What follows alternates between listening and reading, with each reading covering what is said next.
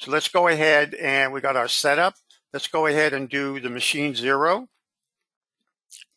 So this is the point where typically on a 2.5 axis lathe, the chuck in the spindle is on the left end or the left side, and you're going to zero out on the right side face of your stock that's sticking out of your chuck. Okay, so we have the work 0 set to the stock box and set to the rightmost side. I'm going to generate that.